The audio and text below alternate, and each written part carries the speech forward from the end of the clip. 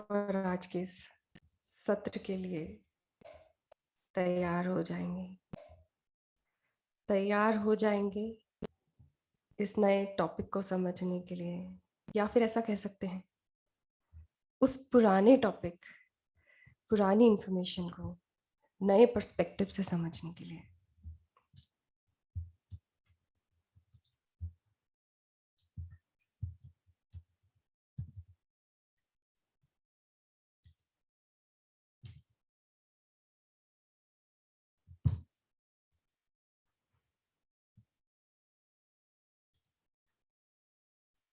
So, biology of karma. This is the topic today.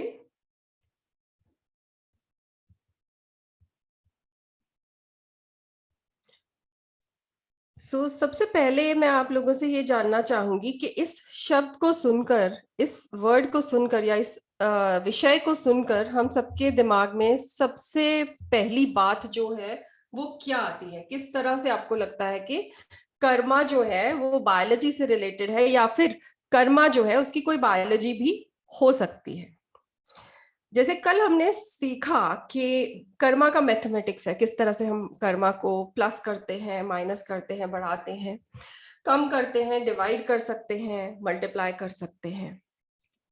क्या हम consciously करते हैं, क्या हम अनकॉन्शियसली करते हैं, ये सब हमने समझा। तो बायोलॉजी से क्या अर्थ हो सकता है, क्या हमें समझ आता है कि कर्मा की बायोलॉजी क्या हो सकती है? तो अगर आपके दिमाग में जो भी चीज आती है तो आप चैट करके, चैट बॉक्स में लिखकर मेरे साथ इंटरैक्ट कर सकते हैं। गरिमा ji Singh, karmic memories stored in cells. Perfect Garima ji, बिल्कुल आपने पिन पॉइंट आंसर किया है। और संदीप जी कह रहे हैं dissection of our karmas to minute level. Beautiful beautiful Sandeep ji, बहुत बहुत सही तरीके से आप इस पॉइंट के जो एस्पेक्ट है, इस पॉइंट के जो एक सोल है उसको आप पकड़ रहे हैं। इस विषय की सोल को जो है वो आप पकड़ रहे हैं।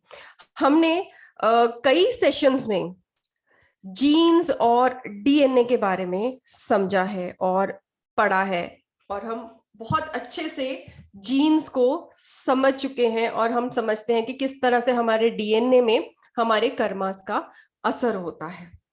बेटी जी कह रहे हैं कार्मिक imprints stored in DNA. Definitely definitely, बिल्कुल सही आप सब लोग पकड़ रहे हैं। कर्मा की बायोलॉजी समझने से पहले एक बार हम ये समझेंगे कि जीन्स क्या होते हैं। What is meant by a gene? तो जीन्स जो होते हैं, बहुत ब्रीफली हम देखेंगे कि इसकी केमिस्ट्री और what is the biology behind jeans.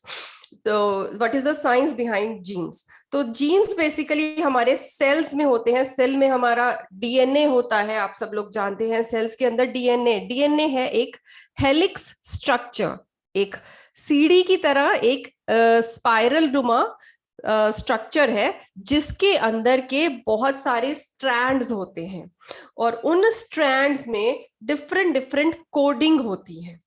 Basically हम यहाँ पर जब देख रहे हैं, ये क्रोमोसोम है हमारे सेल के अंदर, उसके अंदर डीएनए छिपा हुआ है। हर डीएनए का स्ट्रक्चर हम सबको पता है, हमने देखा है, सीढ़ी नुमा स्ट्रक्चर है, उसके बीच में अलग अलग स्ट्रैंड्स हैं जो उसे ज्वाइन करते हैं। इसके अंदर डिफरेंट डिफरेंट मटेरियल होते हैं जो कि अलग अलग प्रोपोर्शन में एक सेट बनाकर, पेयर बनाकर जुड़े रहते हैं।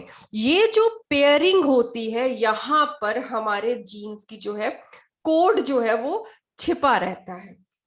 यहाँ हम जीन्स के कोडिंग की बहुत डिटेल में नहीं जाएंगे बिकॉज वो केमिस्ट्री पार्ट है, वो हमारे केमिस्ट्री वाले लेक्चर में कवर होगा। राइट नाउ यहां हम डीएनए से जो जीन है, जीन पर जाते हैं। Gene is the basic structure which repeats itself.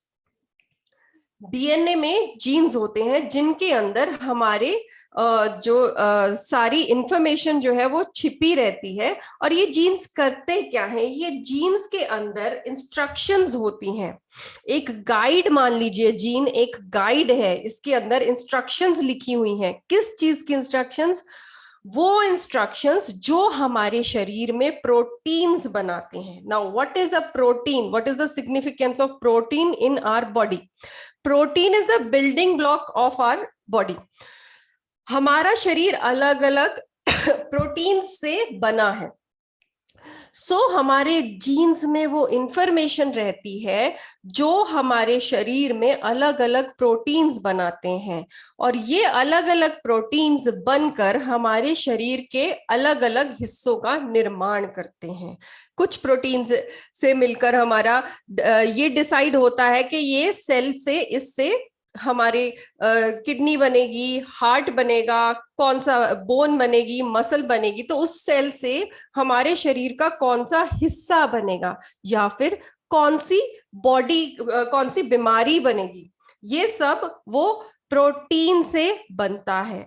Protein को बनाने वाला कौन है, प्रोटीन को कैसे बनाना है, वो इंफॉर्मेशन जीन्स में छिपी होती है। जैसे इस पिक्चर में हम देख रहे हैं, तो जीन्स में वो कोड्स होते हैं जिससे वो प्रोटीन बनती है, वो प्रोटीन जिससे कि हमारा शरीर बनता है। So this is a very simple thing to start with. ये बेस रहेगा आज के हमारे डिस्कशन का। अब इसके बाद हम समझेंगे बेसिकली जीन्स। ये तो हमने जीन्स की फिजियोलॉजी देख ली कि है क्या वो, लेकिन इंफॉर्मेशन उसमें किस तरह से छिपी होती है और वो किस तरह से हमारी बॉडी का निर्माण करता है, किस तरह से डिसाइड होता है कि उससे क्या बनने वाला है। तो अगर ये कहा जाए कि जीन जो है वो हमारे शरीर का ब्लूप्रिंट है। यहाँ ब्लूप्रिंट माने तो हम इसको ब्लूप्रिंट को दो तरीके से डिफाइन कर सकते हैं। ब्लूप्रिंट जैसे हम एक घर बनाते हैं तो पहले एक घर का नक्शा होता है। नक्शे में पहले बन जाता है कि यहाँ पर घर में कहाँ पर कमरा बनेगा, कहाँ दीवार बनेगी, कहाँ दरवाजा लगना है, वो सब ब्लूप्रिंट में दिखता है। तो बनना कब है वो बाद में बनेगा, लेकिन इस समय केवल कागज के ऊपर वो इंस्ट्रक्शंस लिखी हुई हैं कि किस जगह पर क्या चीज बनेगी, कहाँ ईंट की दीवार बनेगी, कहाँ पत्थर की दीवार बनेगी, कहाँ लकड़ी का दरवाजा लगेगा, कहाँ वॉशरूम बनेगा, कहाँ बेडरूम बनेगा, किस दीवार पे टीवी लगेगा, और क्या बाहर की दीवार होगी, कौन सी दीवार कितनी मोटी होगी, छत कितनी रहेगी। ये सब इंफॉर्मेशन है, लेकिन अभी बना कुछ भी नहीं है। उसी तरह जीन ब्लूप्रिंट को हम एक कोड की तरह देख सकते हैं। जैसे कंप्यूटर का कोड होता है, कंप्यूटर में कोड लिखा होता है, कंप्यूटर में एक प्रोग्राम है वो लिखा रहता है कि कौन सा काम कैसे करना है। काम हो नहीं रहा है, केवल लिखा हुआ है कि वो काम कैसे होना है, उस काम को करने का तरीका लिखा हुआ है। इसी तरह जीन में केवल ये लिखा हुआ है कि क्या प्रोटीन बननी है और वो प्रोटीन कैसे बननी है। या फिर हम केवल इस समय बीमारी के लिहाज से बात करते हैं, बिकॉज हम सभी लोग किसी ना किसी तरह से हेल्थ रिलेटेड प्रॉब्लम्स में फंसे रहते हैं। तो इसीलिए हम स्पेसिफिकली डिजीज पर ही केंद्रित कर रहे हैं अपनी ये आज की डिस्कशन। इसी एक डिस्कशन से सब कुछ समझ हमें आ जाएगा, लेकिन हम बेस डिजीज को, बीमारी को बना रहे हैं। जीन के अंदर लिखा होगा कि कौन सी बीमारी जो है वो हमें हो सकती है। उस जीन में हो सकता है 2 तरह की, 10 तरह की, 20 तरह की बीमारी वाली जीन्स की इंफॉर्मेशन उसमें रहे, उस ब्लूप्रिंट में लिखा रहे। लेकिन एक जीन केवल अकेला बीमारी को जगा नहीं सकता है, बीमार नहीं कर सकता है। तो बीमार कौन करता है? बीमार करता है वो एनवायरनमेंट जिसमें उस जीन को रखा गया है।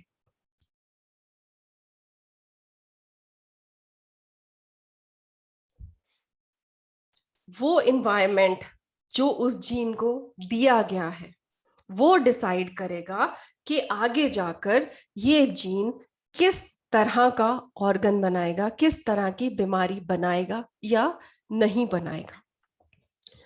50% औरतों में कैंसर के जीन्स होते हैं। ऐसे जीन्स होते हैं जिनसे कैंसर हो सकता है, लेकिन उसमें से 50% से भी कम औरतों को वो बीमारी या वो कैंसर होता है। बाकी के 50% है उनमें वही जीन है, लेकिन उनमें उस जीन को वो एनवायरनमेंट नहीं मिला कि वो सेल जो है वो कैंसरस बन जाए। इसलिए वो बीमारी नहीं उभरी, वो बंद होकर ही रह गई। तो यहाँ पर इन्वायरमेंट क्या है, हम यहाँ इन्वायरमेंट से हमारा तात्पर्य क्या है? यहाँ इन्वायरमेंट से हमारा तात्पर्य है हमारा बिलीफ सिस्टम। बेसिकली हम यहाँ पे ऐसे देख सकते हैं कि हमारा बिलीफ सिस्टम है, वो इन्वायरमेंट उस जीन को देता है, हमारे ऊपर है हम उसे क्या इन्वायरमेंट देते हैं और उसे किस तरह से नर्चर करते हैं। जिस तरह से हम नर्चर करेंगे उसी तरह का सेल वो निर्माण कर देंगे। अगर हम उसे डर से, स्ट्रेस से सींचेंगे तो बीमारियां आएंगी। अगर हम उसे प्रेम से, जॉय से सींचेंगे तो प्रेम और कंपैशन ही हमारे अंदर आएगा। सो हम ये कहें कि जो बिलीफ सिस्टम है हमारा, वो उस ब्लूप्रिंट का रीडर है, तो ये गलत नहीं होगा। उस ब्लूप्रिंट को रीड करने के लिए, मान लीजिए हमारे सामने एक प्रोग्रामिंग कोड है, वो है, उसको जब हम एग्जीक्यूट करते हैं तो अगर हम उसे हैप्पी प्रोग्राम में एग्जीक्यूट करेंगे तो रिजल्ट भी हैप्पी ही आएगा। अब हमारे यहाँ सामने मैप पड़ा है, एक आर्किटेक्ट ने मैप बनाया, लेकिन अब एक कंस्ट्रक्शन के लिए एक जो कॉन्ट्रैक्टर होगा वो उसे बनाएगा।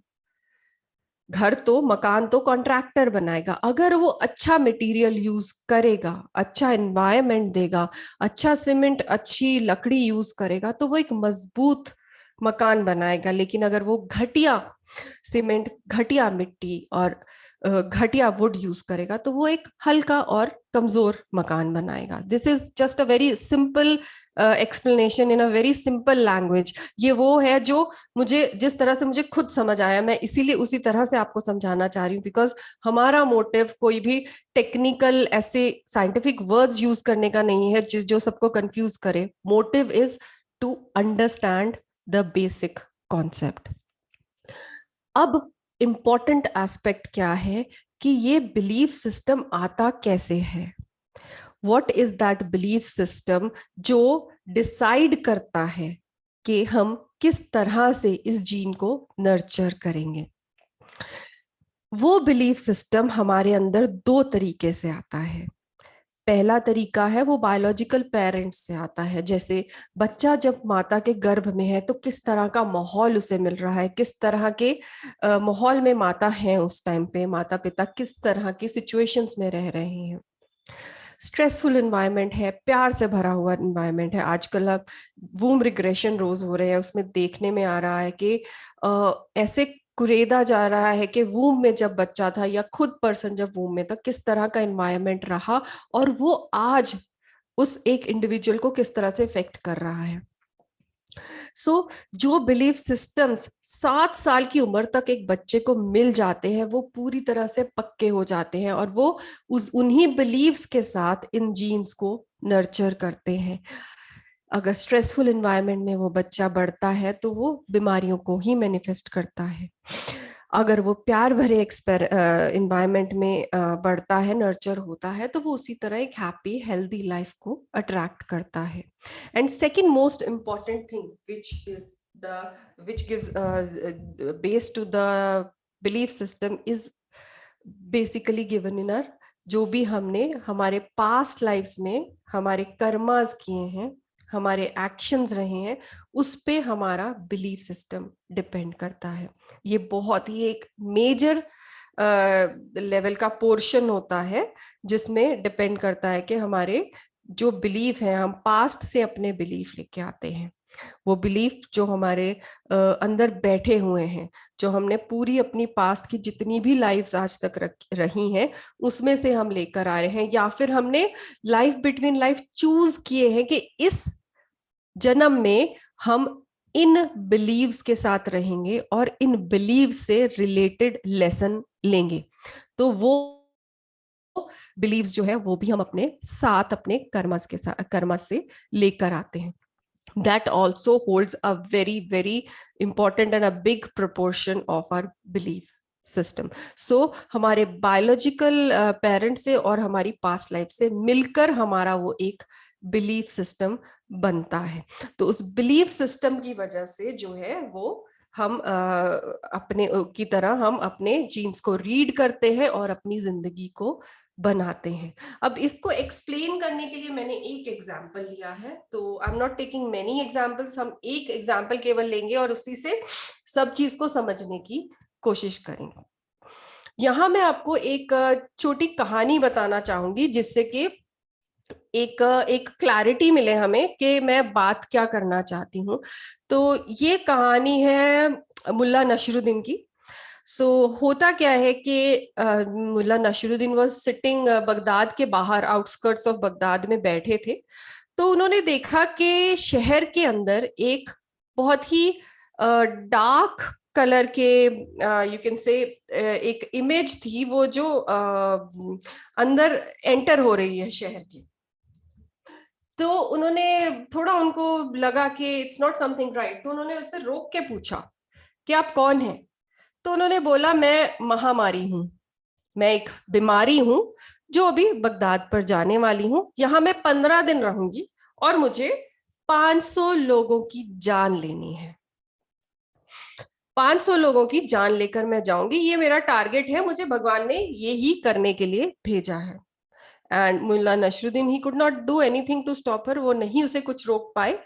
एंड ही लेट हर गो, उन्हें उनको अंदर जाने दिया। और 15 दिन तक उस महामारी ने बगदाद में बहुत बहुत जो है तूफान मचाया, बहुत लोगों को बीमारी हुई, कुछ लोग ठीक हुए और कुछ लोग जो है वो अपनी जान गंवा बैठे। लेकिन जान गंवाई 5,000 लोगों ने।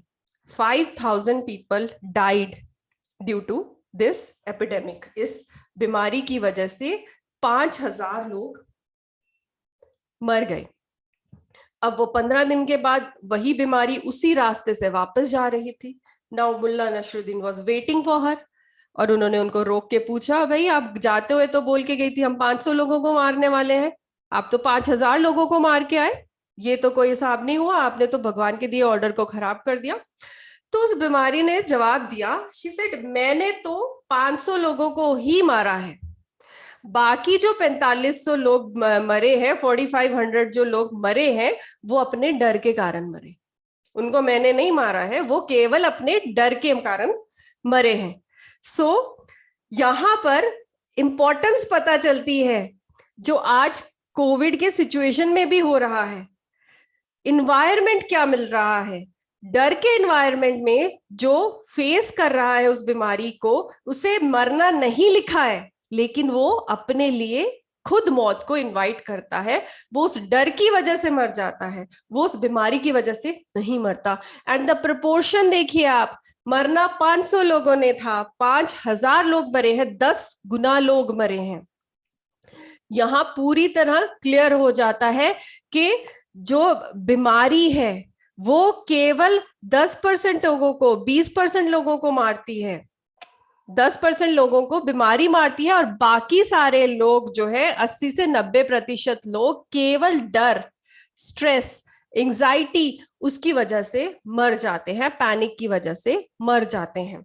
सो this is where belief systems come. तो अगर हम उस बिलीफ सिस्टम को चेंज करेंगे, अगर हम उस बीमारी को चेंज करेंगे, उस डर को चेंज करेंगे, या फिर हम एक सही इन्वायरमेंट देंगे, इन्वायरमेंट को चेंज करेंगे, तो हमारे जीन्स में वो जो बीमारी की इंफॉर्मेशन है वो नर्चर ही नहीं होगी और हम हेल्दी रह सकते हैं। So I am giving you a quick example. एक और मैं क्विक एग्जांपल के साथ आपको बताऊंगी कि स्ट्रेस जो है, मैं स्ट्रेस का यहाँ पे एग्जांपल लेती हूँ कि किस तरह से स्ट्रेस एनवायरनमेंट जो है, स्ट्रेस का एनवायरनमेंट है हमारे अंदर जो है, वो बायोलॉजिकली क्या क्या इम्पैक्ट देता है जिसकी वजह से हमें बीमारियां हो जाती हैं। स्ट्रेस जो है, जब स्ट्रेस का एनवायरनमेंट होता है तो उससे स्ट्रेस हार्मोन्स जो है वो जेनरेट होते हैं हमारी बॉडी के अंदर।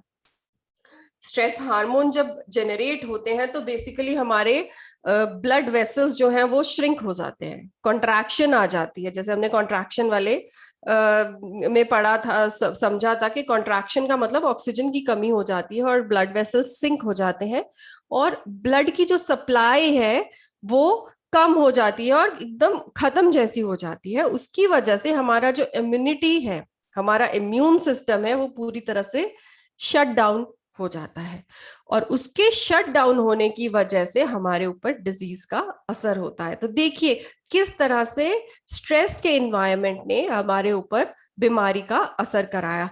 अब स्ट्रेस का एनवायरनमेंट, स्ट्रेस तो एक बहुत बड़ा एक शब्द है, लेकिन स्ट्रेस का कॉज अनेकों हो सकते हैं, अनेकों वजह से स्ट्रेस हो सकती है, और उन अलग तरीके से जो स्ट्रेस होती है उनका रिजल्ट और उसका इफेक्ट भी अलग होता है। जैसे कुछ एग्जांपल्स मैंने लिए हैं यहाँ पे just to make it clear कि अगर स्ट्रेस हमें फियर, जो स्ट्रेस है हमें वो फियर की वजह से, किसी डर की वजह से, चाहे वो फ्यूचर का डर हो, किसी इंसान का डर हो, किसी सिचुएशन का, किसी जानवर का डर हो, तो वो जो डर होता है वो हमारी ग्रोथ को हैम्पर करता है, हमारी जो ग्रोथ है वो रुक जाती है, नए सेल्स नहीं बनते। सो हमारी ग्रोथ के ऊपर फियर का बहुत इफेक्ट आता है। इनसिक्योरिटी की वजह से जो स्ट्रेस होती है उसकी वजह से फाइब्रॉइड्स हो जाते हैं फीमेल्स में, जो गिल्ट होती है उसकी वजह से किडनी डिजीजेस हो जाती है, क्रेटिनिन लेवल जो है वो डिस्टर्ब हो जाता है। बेसिकली जो हमारे शरीर का वाटर है वो इम्बैलेंस हो जाता है, पॉल्यूट हो जाता है, अगर हम सिंपल शब्दों में कहें तो उसके पॉल्यूट होने की वजह से हमें अनेकों प्रकार की बीमारियां हो जाती हैं, जिसमें fibroids, kidney diseases are the very common and main diseases. अगर हमारे मन में हेट है, नफरत है, उसकी वजह से कार्डियक अरेस्ट, हार्ट अटैक जैसी बीमारियां हो सकती हैं। अगर हम ग्लानि की भावना अपने मन में रख रहे हैं तो एयर एलिमेंट जो है वो प्रदूषित होता है, अस्थमा, ब्रेस्ट कैंसर, इस तरह की बीमारियां जो है वो हमें हिट कर जाती हैं। अगर हम अपने इमोशंस को सप्रेस करते हैं, एक्सप्रेस नहीं करते, तो हमारे थाइमस ग्लैंड पे बहुत असर होता है, थायराइड जैसी बीमारी हमें हो जाती है। टेंशन बहुत लेते हैं तो हमें माइग्रेन की बीमारी हो जाती है। सो देखिए एक स्ट्रेस है, लेकिन स्ट्रेस के कारण कितने अलग अलग हैं और उनका असर कितना अलग अलग है। So this is the way कि किस तरह से एक स्ट्रेस का एनवायरनमेंट, हमें स्ट्रेस का बिलीफ जो है वो हमने उन जीन्स को दिया, और हमने अपने अंदर इन बीमारियों को पैदा कर लिया, इन बीमारियों का घर हमारे अंदर बन गया। सो हमें करना क्या है? हमें स्ट्रेस का एनवायरनमेंट नहीं देना है, हमें हैप्पी एनवायरनमेंट देना है, हमें खुशियों का एनवायरनमेंट जो है वो देना है। खुशी का एनवायरनमेंट देंगे तो हमारे अंदर बीमारियां नहीं आएंगी, हमारे अंदर खुशी बढ़ेगी। तो क्योंकि उसी जीन में जहां पे बीमारी की इंफॉर्मेशन है, उसी जीन में हैप्पीनेस, ब्लिस की इंफॉर्मेशन भी है, उसी ब्लूप्रिंट में खुशियां भी हैं, उसी ब्लूप्रिंट में हार्मनी भी है, दोस्ती भी है, लव भी है, कंपैशन भी है। हम स्ट्रेस का नेगेटिव एनवायरनमेंट देके नेगेटिव चीजों को उसी जीन में से उजागर करते हैं। हम उसे हैप्पीनेस, खुशियों का एनवायरनमेंट देंगे, या हम पॉजिटिविटी का एनवायरनमेंट देंगे, प्रेम का एनवायरनमेंट देंगे, तो हम प्रेम और करुणा को उजागर कर पाएंगे। सो आज का motive, understanding biology of Karma, Karma की बायोलॉजी समझने का यही है कि आज के बाद हम केवल और केवल ऐसा बिलीव, ऐसा इन्वायरमेंट देंगे अपने जीन्स को जिससे कि हम सारे पॉजिटिव ट्रीट्स को आगे बढ़ा सकें, नर्चर कर पाए। तो उसको करने के लिए बहुत से तरीके हैं, हम सब लोग जानते हैं। अगर थोड़े लेवल का हमारा ये बिलीफ सिस्टम बहुत ज्यादा डीप नहीं है, हमारा बहुत ज्यादा डेप्थ में ये बिलीफ सिस्टम नहीं है, तो साइकिक सर्जरी से हम इसे चेंज कर सकते हैं, रीप्रोग्रामिंग कर सकते हैं। वो चाहे हमारे पास्ट लाइफ से आए हो हमारे कर्मा, चाहे वो हमारे प्रोग्रामिंग हमारे पेरेंटल जीन से हुई हो, तो वो सबको हम बहुत जल्दी साइकिक सर्जरी से कंट्रोल भी कर सकते हैं, रीप्रोग्राम भी कर सकते हैं। अगर बहुत मेजर लेवल का डीप जो इम्पैक्ट इस बिलीफ सिस्टम का हो, तो उस केसेस में there are so many other techniques जिनको यूज किया जाता है। जैसे रिट्रीट्स में जब हम जाते हैं तो ये बहुत जो मेजर लेवल के डीप जो हमारे अंदर बैठे हुए बिलीफ सिस्टम्स होते हैं उनको उखाड़ा जाता है, उनको निकाला जाता है। जैसे वूम रिग्रेशन की बात हुई, मनी रिग्रेशन की बात हुई, तो इन सब की मदद से हम जो है इन सभी बिलीफ सिस्टम्स को, मनी रिलेटेड या फियर्स को जो है वो हम निकाल के बाहर बहुत आराम से, बहुत आसानी से कर सकते हैं।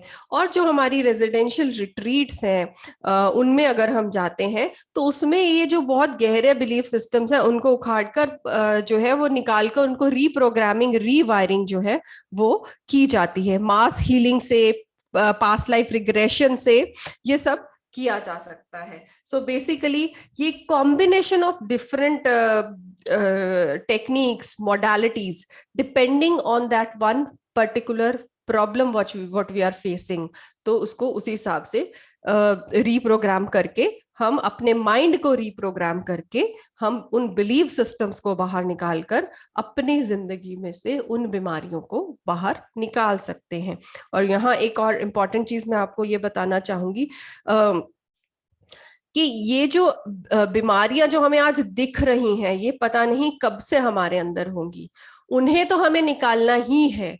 लेकिन उससे भी बड़ा चैलेंज ये है कि वो बीमारियां जो अभी तक आई नहीं हैं, लेकिन इस स्ट्रेसफुल और नेगेटिव एनवायरनमेंट की वजह से हम फ्यूचर में कहीं अट्रैक्ट करने वाले हैं, हम उनको भी रोक सकते हैं अपने माइंड की रीप्रोग्रामिंग करके, अपने उन बिलीव सिस्टम्स को चेंज करके, रीप्रोग्राम करके हम उन आने वाली बीमारियों से, आने वाली स्ट्रगल से, आने वाली टेंशन से, आने वाली स्ट्रेस से भी बच सकते हैं। सो यही हमें करना है, यही हम कर रहे हैं। पिछले इतने हफ्तों से, इतने महीनों से हम यही चीज कर रहे हैं। लेकिन आज हम एक नए एस्पेक्ट से, डिफरेंट बायोलॉजिकल एस्पेक्ट से इसको प्रैक्टिकली रिमूव करने की भी कोशिश करेंगे और सक्सेसफुली उसे रिमूव भी करेंगे। जैसे हमें सर ने एक बहुत ही एग्जाम्पल और भी दी सर के, बच्चों का अगर हम एग्जाम्पल लेते हैं तो आजकल बच्चों में पढ़ाई का बहुत स्ट्रेस है। सो उस पढ़ाई के स्ट्रेस की वजह से उनको जो वो पढ़ाई का स्ट्रेसफुल एनवायरनमेंट मिल रहा है, उसी की वजह से उनके अंदर जो है वो फायर एलिमेंट जो है वो बहुत बढ़ जाता है। वो बेसिकली वो एडिक्शंस में आ जाते हैं। एडिक्शन इन द सेंस, यहाँ पे मैं कोई और एडिक्शन की नहीं, मैं टीवी की, स्क्रीन की एडिक्शन की बात कर रही हूँ, मोबाइल की, because they want every stimulus चाहिए उन्हें अपने आप को एंटरटेन करने के लिए। तो वो स्टिमुलस जो है जो उनको इन चीजों से मिलता है, तो जब वो इतना एडिक्टेड हो जाते हैं, उनके अंदर फायर एलिमेंट बढ़ जाता है, बहुत ज्यादा ज्वलन शक्ति जो है वो बढ़ जाती है, जिसकी वजह से क्या होता है कि उनके अंदर का जो पैशन है वो बर्न होता जा रहा है, लथार्जी उनमें बढ़ती जा रही है, टॉक्सिन बढ़ गए हैं। तो देखिए किस तरह से ये स्ट्रेसफुल एनवायरनमेंट, वो जो पढ़ाई की वजह से उनको स्ट्रेस मिल रहा है, उसकी वजह से उनकी बायोलॉजी में कितनी रीवायरिंग हो रही है नेगेटिव तरीके से। तो उस स्ट्रेस को कम करके हम इसी लेवल पे उनमें इसको री इंजीनियरिंग करके, रीप्रोग्रामिंग करके उनके फ्यूचर को बेटर बना सकते हैं by using all these modalities. So चलो अभी हम मेडिटेशन की ओर बढ़ेंगे। So this is all about the theory which I wanted to tell you. इसके बाद हम मेडिटेशन की ओर बढ़ेंगे, और before going into meditation will take 2 minutes break, जिसमें कि हम जो भी फ्रेशन अप होना चाह रहे हैं वो हो सकते हैं। इन द मीनवाइल मैं कुछ इंपॉर्टेंट इंफॉर्मेशन भी आपके साथ शेयर करना चाहूंगी, और वो इंफॉर्मेशन है रिगार्डिंग अमृतसर रिट्रीट। अमृतसर की गुरु नगरी में रिट्रीट होने वाली है, बहुत ही high vibration, high energy place है, और जहां पर इम्पोर्टेंट ये है कि पहली बार साई करुणा मिशन की रिट्रीट अमृतसर में होने वाली है। So Durgiana Mandir, Golden Temple की ब्यूटीफुल डिवाइन एनर्जी से ब्लेस्ड है ये जगह, और यहाँ पर जो भी एनर्जीज एकत्रित होंगी, जो भी सोल्स एकत्रित होंगी, it's going to be a very very different experience. और इसमें हमारे जो भी बिलीफ सिस्टम है, जो मास बिलीव्स हैं, तो उनको क्लियर करने के लिए this is going to be a very good opportunity. So आप सब लोगों से रिक्वेस्ट है कि kindly get yourself enrolled for this retreat, और इस रिट्रीट में आकर अपने वो सारे डीप लेवल के जो बिलीव्स हैं, जिनकी वजह से हम अपने जीन्स को गलत तरीके से नर्चर कर रहे हैं, उन सबको निकालकर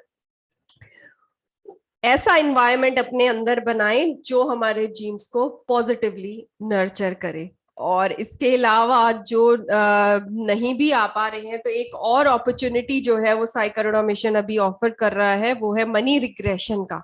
सो मनी रिलेटेड जो फियर्स हैं, जो फाइनेंशियल फियर्स हैं कि कल को मनी नहीं होगी तो क्या होगा, या फिर ये मेरी कुछ मनी किसी के पास स्टक है, आ नहीं रही, पेमेंट नहीं आ रही है, कोई प्रॉपर्टी स्टक हो रखी है, या कोई प्रॉपर्टी लेना चाह रहे हैं तो नहीं ले पा रहे हैं। तो इस तरह के ये जो बिलीव्स हैं, जो मनी रिलेटेड बिलीव्स हैं, जो हमें इनसिक्योरिटी, फियर हमारे अंदर क्रिएट करते हैं, इन सब को रिमूव करने के लिए money regression is very very very simple and safe tool।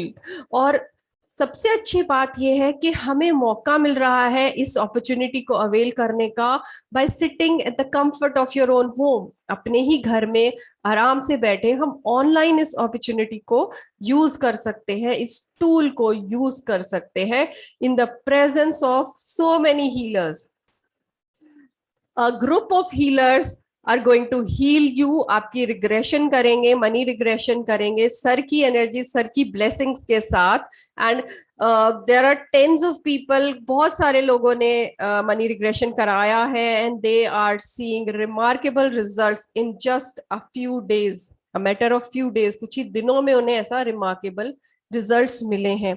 इसका कंपैरिजन वूम रिग्रेशन से भी किया जा सकता है। वूम रिग्रेशन पिछले 2.5 महीने से हो रहे हैं, और वो पर्सन जो जिन लोगों ने वूम रिग्रेशन कराए हैं, उन लोगों ने मार्वलस रिजल्ट्स जो हैं उन लोगों को मिले हैं। एंड बहुत सारे केसेस में तो कुछ एक घंटों के बाद, वूम रिग्रेशन कराने के कुछ एक घंटों के बाद ही रिजल्ट्स जो है वो मिले हैं लोगों को। एंड इसके लाइव एग्जांपल्स हैं, आपने भी बहुत सारे सेशंस में सुना होगा, बहुत सारे कैंडिडेट्स ने, पार्टिसिपेंट्स ने अपने वूम रिग्रेशन के एक्सपीरियंस आपके साथ शेयर किए हैं। इसी तर्ज पर मनी रिग्रेशन भी है, तो मनी रिग्रेशन के भी इतने ही पॉजिटिव रिजल्ट्स आ रहे हैं। इनफैक्ट मनी रिग्रेशन के results are much faster. So kindly get yourself enrolled और अपना मनी रिग्रेशन भी करवाएं आप, जिससे कि आपके मनी रिलेटेड जो भी बिलीफ है उनकी रीप्रोग्रामिंग हो पाए। So let's just get ready for the meditation. अभी हम मेडिटेशन के लिए तैयार होंगे। So I hope everyone is ready. So can I see your thumbs up? Yes, Sandhya ji is ready. Okay, very good. Renu ji is also ready. Kumud ji के भी thumbs up मुझे दिख गए हैं। So चलिए, kindly close your eyes। हम आज अपनी आंखें बंद करेंगे और we will try to relax ourselves। आज हम रिलैक्स होने के लिए अपने बॉडी को थोड़ा सा मूवमेंट देंगे। We will not stand still, हम बिल्कुल स्टिल नहीं बैठेंगे या खड़े होंगे। सो अपने शरीर को थोड़ा थोड़ा हम झुलाएंगे, जैसे एक छोटे बच्चा झूलता है। छोटे बच्चे एकदम टिक के नहीं बैठते, वो झूलते हैं। तो आंखें बंद रहेगी, झूलेंगे हम, जैसे कंफर्टेबल हो वैसे झूलेंगे। आप साइड टू साइड भी झूल सकते हैं, आगे पीछे भी झूल सकते हैं।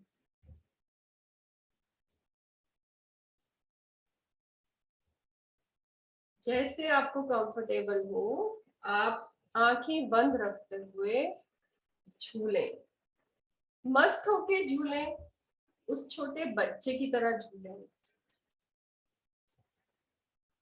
जैसे हम छोटे थे। हमारी माँ हमें गोद में उठाकर झुलाते थे और हमें कितना मजा आता था, कभी इधर कभी उधर।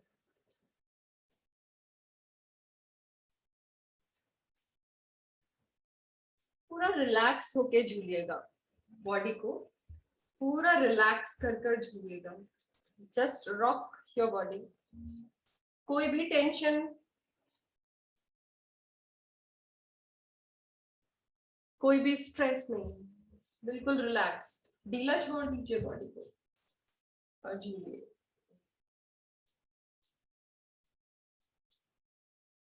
अगर हम स्ट्रेस रखेंगे, will not be able to relax. पूरी बॉडी को रिलैक्स करके झूलेगा।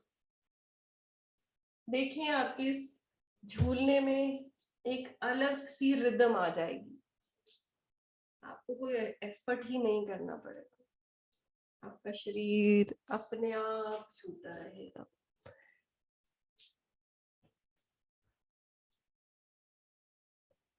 रिलैक्स होकर झूलते रहिए।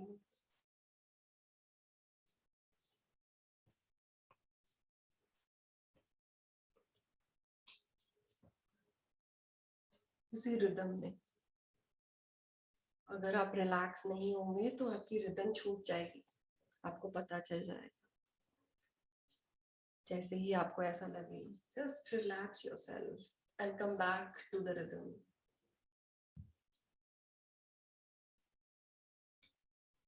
अपनी मस्ती में झूलें, कभी लेफ्ट कभी right, left right, keep on moving.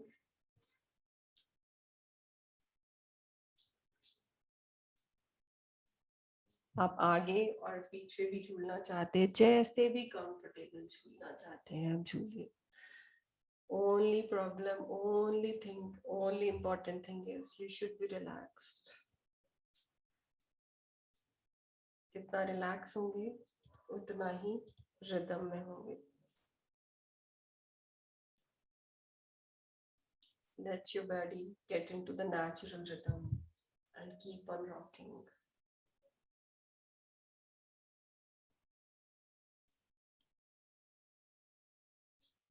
More you rock, more you relax, and more you get into the rhythm. अपने आप आपकी गर्दन, आपका शरीर रॉक कर रहा है, आपको कोई एफर्ट करने की जरूरत नहीं, उस छोटे बच्चे की तरह, और उतना ही आनंद आ रहा है।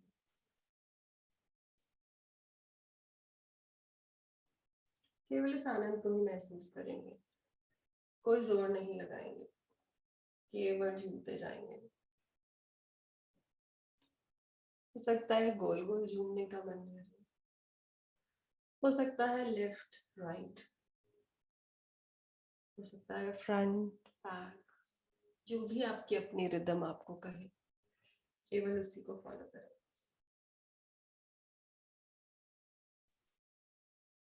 And now stop. रुक जाएंगे मध्य में, सेंटर में रुक जाएंगे,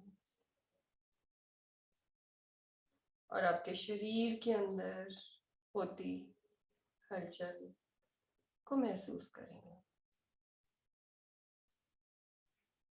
अपने ध्यान को अपने दोनों टेम्पल्स की ओर लेकर जाएं, दोनों कनपट्टियों की ओर, और महसूस करें कैसा महसूस हो रहा है दोनों कनपट्टियों पर एक साथ। अब दोनों कंधों की ओर अपने ध्यान को लेकर जाएं, दोनों कंधों की ओर एक साथ, और महसूस कीजिए कि आपको कंधों में कैसा महसूस हो रहा है। ध्यान को दोनों कोहनियों की ओर लेकर जाएंगे एक साथ, और महसूस करेंगे कि हमारी कोहनियों में किस तरह की फीलिंग है। दोनों हथेलियों की ओर ध्यान को लेकर जाएंगे और महसूस करेंगे एक साथ कैसी फीलिंग हो रही है। दोनों घुटनों की ओर लेकर जाएंगे ध्यान को, दोनों घुटनों को एक साथ ऑब्जर्व करेंगे और महसूस करेंगे किस तरह की फीलिंग है। दोनों पैरों की ओर ध्यान को लेकर जाएंगे और महसूस करेंगे किस तरह की फीलिंग है। फिर से ध्यान को दोनों कनपट्टियों की ओर लेकर आएंगे on both sides of temples, एक साथ दोनों कनपट्टियों की ओर ध्यान,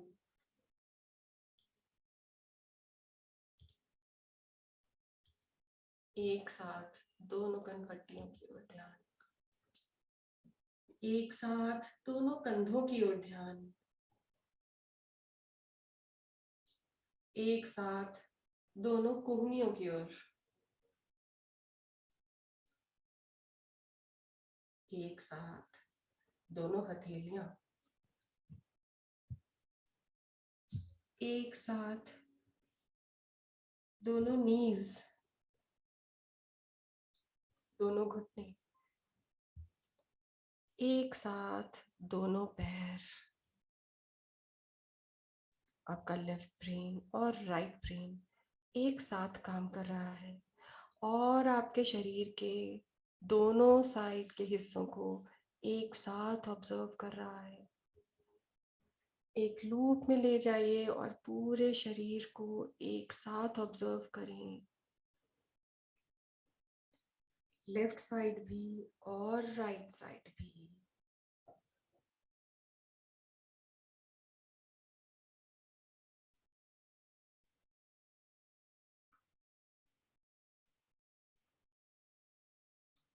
अपने ध्यान को अपने शरीर के परे तक लेकर जाएं।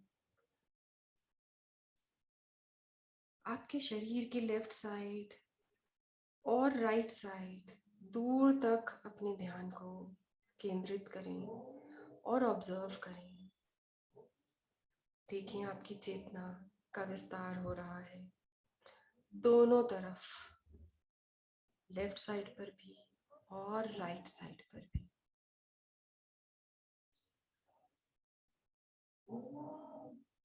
अब अपने ध्यान को सेंटर में लेकर आएंगे, बिल्कुल बीचों बीच हमारे शरीर के, सर से लेकर पांव तक। हमारा left brain right brain balance हो चुका है और हमारा ध्यान हमारे शरीर के बीचों बीच, बिल्कुल सेंटर।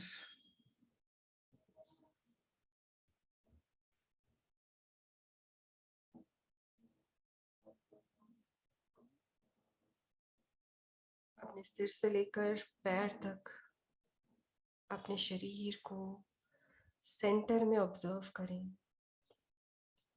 पूरी तरह से ऑब्जर्व करें।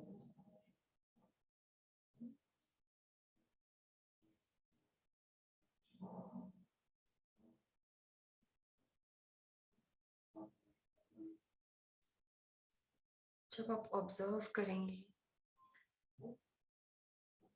तो अपने ध्यान को उस एक ऑर्गन की ओर लेकर जाएं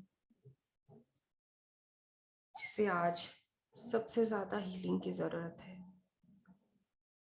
वो आपके शरीर का वो एक ऑर्गन भी हो सकता है, वो आपके जीवन का एक रिश्ता भी हो सकता है, वो कोई ऐसी सिचुएशन, कोई एक सर्कमस्टेंस भी हो सकता है जो इस समय आपको कर्मा का बहुत बड़ा लेसन दे रहा है, एक पेन दे रहा है, किसी बीमारी के रूप में, किसी रिश्ते में कड़वाहट के रूप में, किसी फाइनेंशियल ब्लॉकेज के रूप में, या कोई और ऐसी चीज जो इस समय आपके ध्यान में आ रही है। पूरी तरह फोकस कीजिए। अगर ये कोई बीमारी है तो उस ऑर्गन पे फोकस कीजिए। अगर ये कोई रिश्ता है तो उस इंसान पे फोकस कीजिए जिसके साथ आप इस रिश्ते की जोड़ में जुड़े हैं। ये कोई ऐसी सर्कमस्टेंस, कोई इवेंट है तो उस पर फोकस कीजिए। कोई फाइनेंशियल ब्लॉकेज है तो उस पर फोकस कीजिए। पूरी तरह से फोकस कीजिए।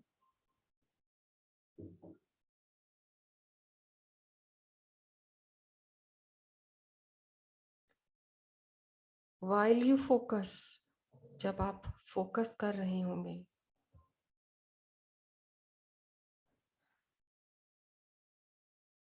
तो आपको ढूंढना है वो कौन सा इन्वायरमेंट है जो आपने अपने जीन्स को दिया, जिसकी वजह से ये प्रॉब्लम आपके सामने आई।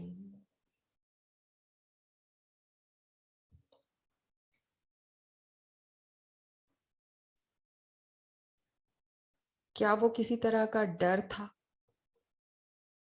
जिसकी वजह से ये बीमारी इस ऑर्गन को लगी, जिसकी वजह से आपके रिश्ते में खटास आई, जिसकी वजह से आपकी ये फाइनेंशियल ब्लॉकेज आई,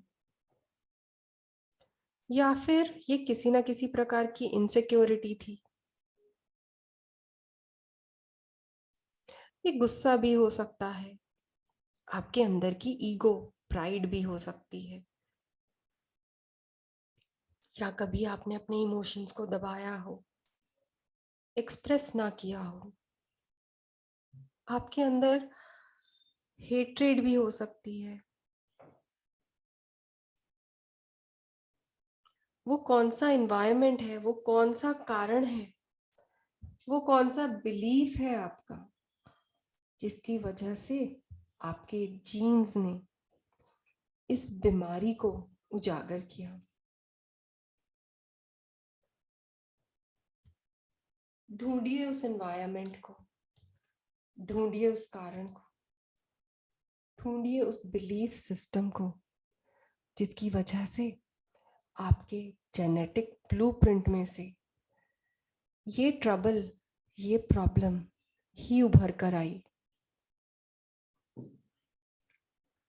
कोई तो ऐसा कारण होगा, चाहे आपने चाहते हुए या ना चाहते हुए इस जीन को ये एनवायरनमेंट दिया। हो सकता है किन्हीं सर्कमस्टेंसेस की वजह से इन जीन्स को यह एनवायरनमेंट मिला हो सकता है उस समय आपके हाथ में ना रहा हो, आपको मजबूरीवश ऐसी सिचुएशन से गुजरना पड़ा हो।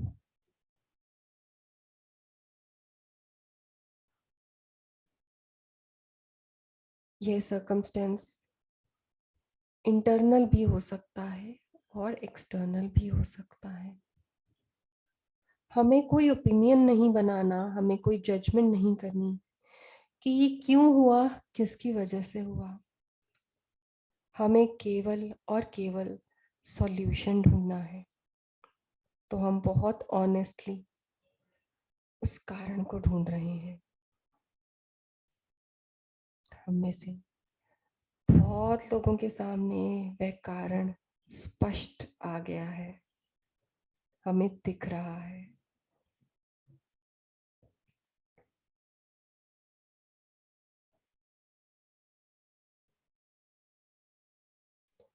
अब समय है इस कारण को, इस बिलीफ को बदलने का। हम तैयार हैं इस बिलीफ को बदलने के लिए। बदलने से पहले, सबसे पहले हमें इस बिलीफ को हील करना होगा। हम अपने मास्टर्स को इन्वोक करेंगे, सभी डिवाइन शक्तियों को इन्वोक करेंगे। जो हीलर्स हैं वो रेकी और करुणा रेकी को इन्वोक करेंगे, और बहुत ही प्रेम, प्यार, रोशनी के साथ सभी डिवाइन सिंबल्स की मदद से इस बिलीफ सिस्टम को, इस कारण को, इस एनवायरनमेंट को हील करेंगे। जैसे एक माली एक बीज को पानी देकर नर्चर करता है, वैसे ही हम लव, लाइट, गुरुओं की ब्लेसिंग्स और डिवाइन सिंबल्स की वर्षा करेंगे इस बिलीफ सिस्टम के ऊपर, इस ऑब्स्टेकल के ऊपर, इस ब्लॉक के ऊपर, और उसे हील करेंगे। देखिए जैसे जैसे यह लव और लाइट की वर्षा और डिवाइन सिंबल्स की वर्षा इस पर हो रही है, ये धीरे धीरे धीरे धीरे डिसॉल्व होता जा रहा है।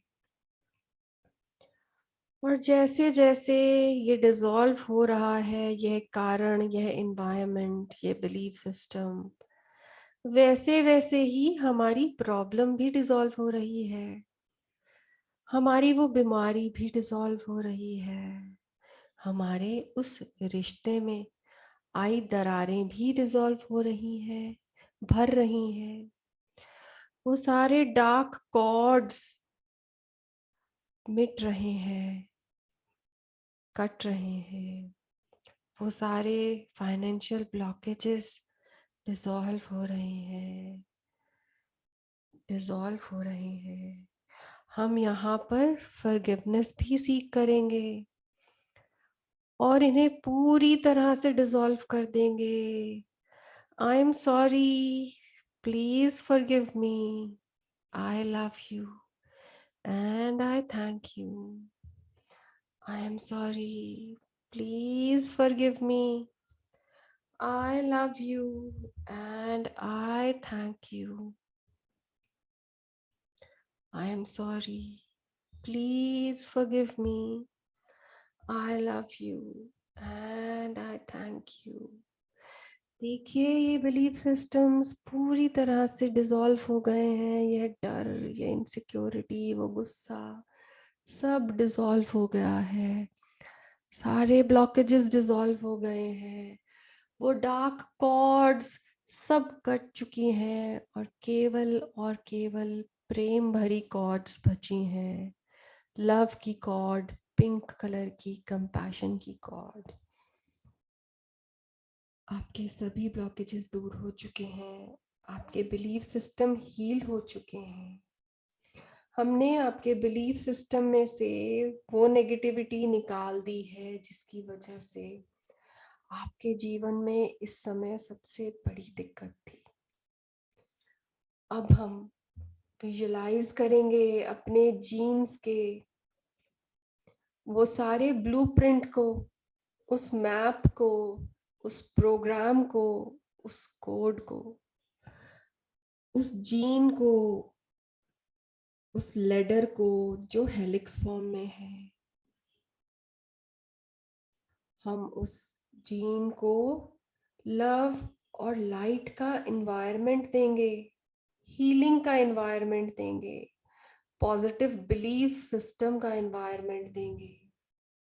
अपने गुरुओं की मदद से उस लव को, उस लाइट को और सभी डिवाइन सिंबल्स को अपने जीन्स की ओर केंद्रित करें और उन्हें उस प्रेम से भरा हुआ एनवायरनमेंट दें, बिलीफ सिस्टम दें। देखिए, ये सारी रोशनी, दिव्य ऊर्जा, प्रेम, कंपैशन, करुणा और दिव्य सिंबल्स की वर्षा आपके जीन्स के ऊपर हो रही है और वो नर्चर हो रहे हैं। प्रेम भेजें, करुणा भेजें, हार्मनी की वर्षा करें, फॉरगिवनेस की वर्षा करें।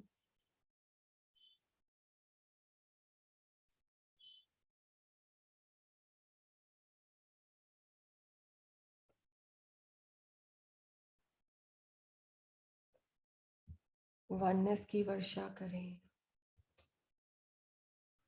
सारी पॉजिटिविटी की वर्षा करें, हम्बलनेस की वर्षा करें, ग्रैटिट्यूड की, कृतज्ञता की वर्षा करें, हैप्पीनेस की वर्षा करें, खुशी की, ब्लिसफुलनेस की वर्षा करें।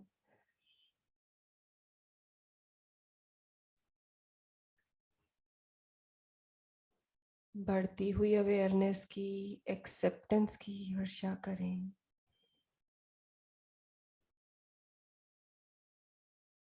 सींचते रहें, नर्चर करते रहें अपने जीन्स को, सारी पॉजिटिव इमोशंस के साथ, सकारात्मक भावनाओं के साथ।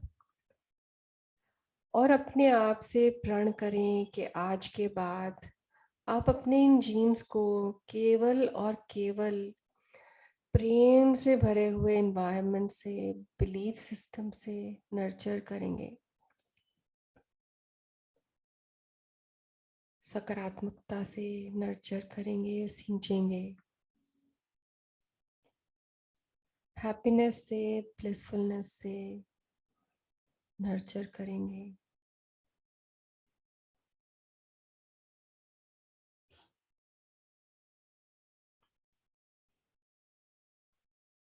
देखिए आपके जेनेटिक कोड्स, आपके ब्लूप्रिंट्स इस डिवाइन लाइट के साथ जगमगा रहे हैं और एकदम लाइवली पॉजिटिव नजर आ रहे हैं।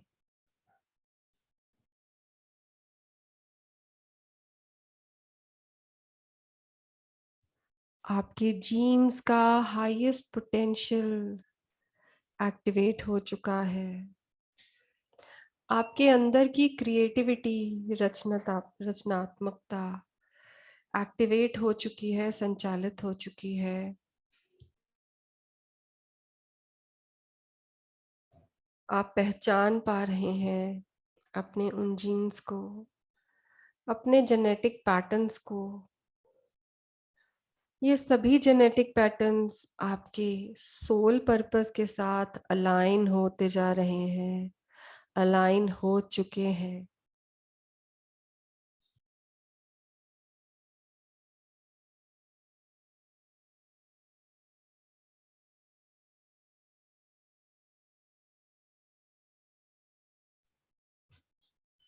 ये अपने हाईएस्ट पोटेंशियल तक, उच्चतम क्षमता को प्राप्त कर चुके हैं। आपका लाइफ पर्पस, सोल पर्पस एक हो गया है और आपके जीन्स आपके लाइफ पर्पस और सोल पर्पस के साथ पूरी तरह एक लाइन में आ गए हैं, अलाइन हो चुके हैं।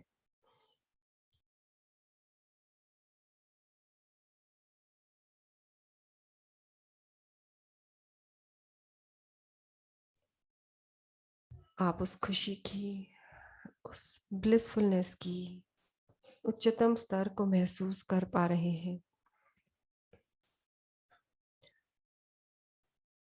ऐसा एक्सपीरियंस जिसके लिए भगवान ने आपको चुना है,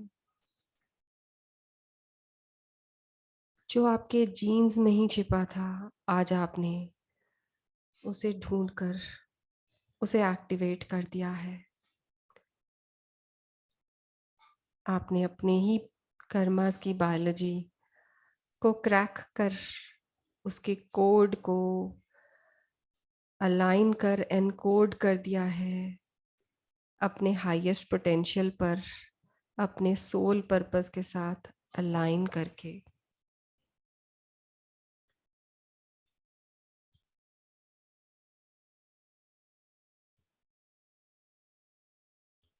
इस एहसास को पूरी तरह अपने अंदर रखेंगे और अपने साथ एक प्रतिज्ञा करेंगे, एक प्रण लेंगे कि आज के बाद हम अपने सभी जीन्स को, सभी जेनेटिक पैटर्न्स को केवल और केवल इस शुद्ध स्वच्छ वातावरण में रखेंगे।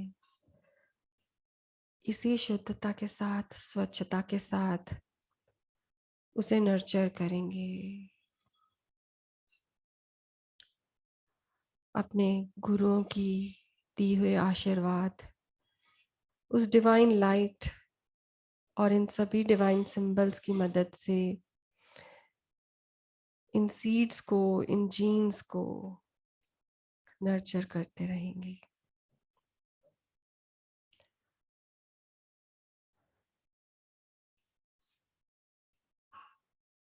इसी ब्लिसफुलनेस के साथ, हैप्पीनेस के साथ, इस प्रण के साथ अपने वापसी की जर्नी शुरू करेंगे।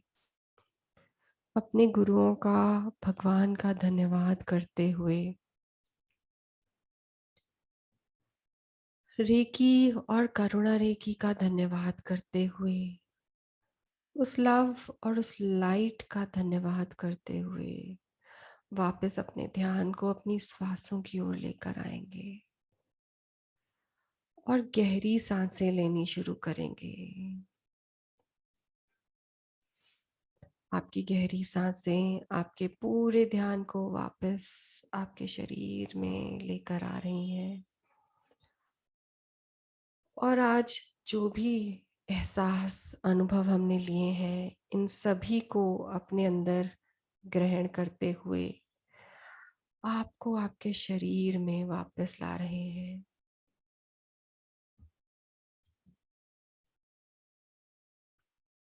अपने ध्यान को पूरी तरह अपने शरीर में ही रखेंगे। गहरी सांसें लेते रहेंगे।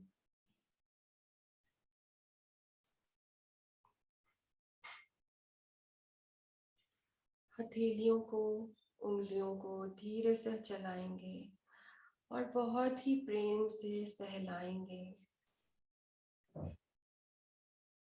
बहुत प्रेम पूर्वक अपने दोनों हाथों को, उंगलियों को सहलाएंगे और बहुत प्यार से एक दूसरे के साथ दोनों हथेलियों को रब करेंगे। अपनी आंखों पर रखेंगे और आंखों को बहुत प्यार से सहलाते हुए धीरे से खोल लेंगे।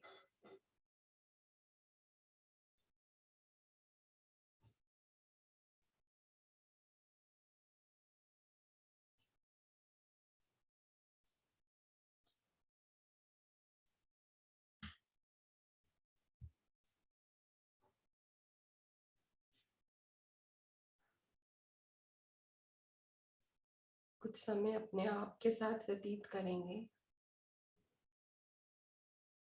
और कोशिश करेंगे कि कुछ समय तक हम बात नहीं करेंगे, केवल अपने साथ के साथ ही ध्यान व्यतीत करेंगे। आप चाहें तो एक गिलास पानी पी सकते हैं।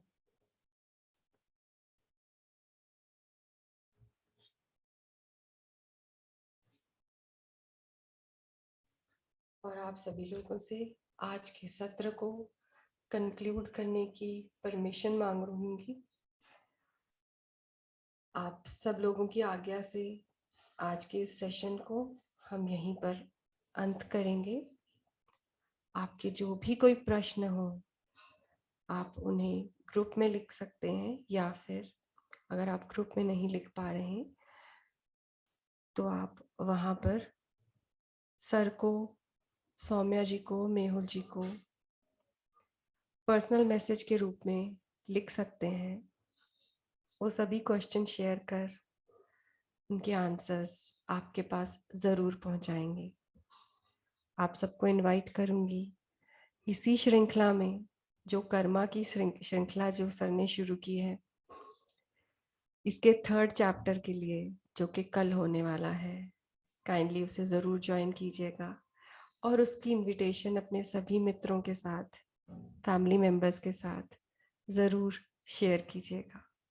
बहुत बहुत धन्यवाद डॉक्टर उदय शाह की तरफ से, एसकेएम की पूरी टीम की तरफ से, आप सब लोगों का जो इतने प्यार से रोज हमारे साथ जुड़ रहे हैं, इतनी शिद्दत से रोज की मेडिटेशन कर रहे हैं। Thank you so much.